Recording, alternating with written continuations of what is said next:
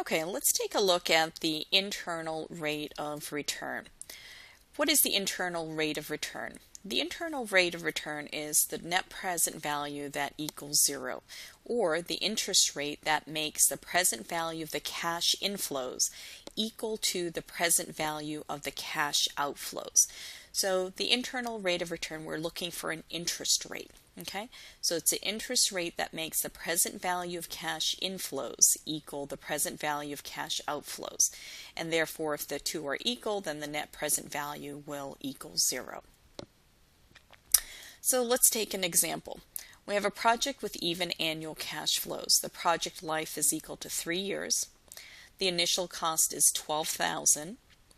The annual net cash inflows is $5,000.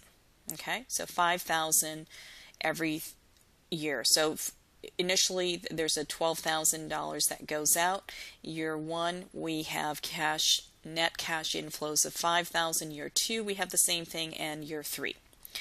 So we want to determine the internal rate of return for this project. How do we do that? First, we want to compute the present value factor. Okay, how do we do that? To get the present value factor, you take the initial cost of $12,000, divide that by the $5,000, which is the annual cash inflows. So your present value factor is 2.4. Now we take this present value factor of 4 and we use the present value of annuity. This is the annuity table. Why? Because every year we're receiving $5,000. It's an annuity table to identify the discount rate, also known as the internal rate of return. Okay?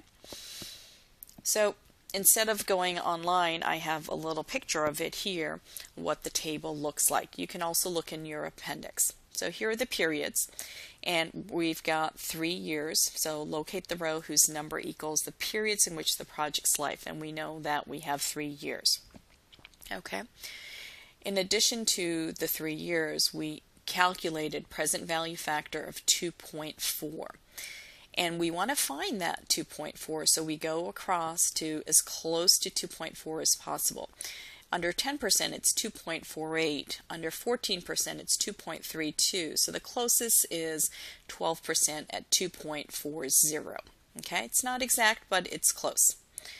So we've identified that the interest rate then is 12%. So the IRR is approximately, not exactly, but it's approximately 12%.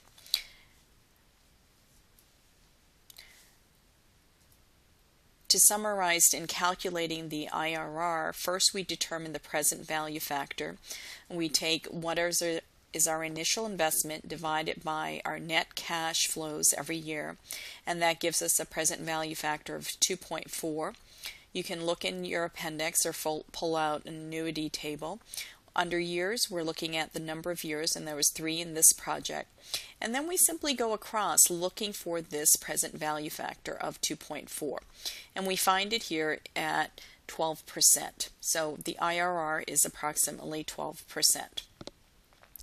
What happens if we have now uneven cash flows?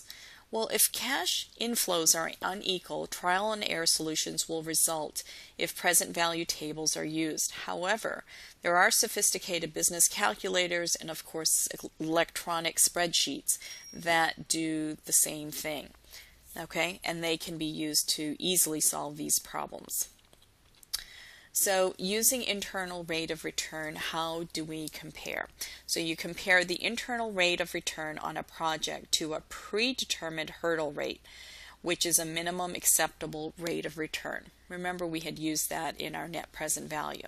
To be acceptable, a project's rate of return cannot be less than the hurdle rate.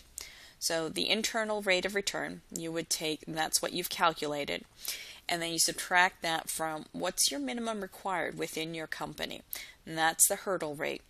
And if it's greater than 0, then we go ahead and we accept the project. Okay, but if it's less than 0, then we would simply reject the project. Why? Because the rate of return that we have on this project, it does not exceed our hurdle rate, our minimum requirement, and that would be why we would reject it.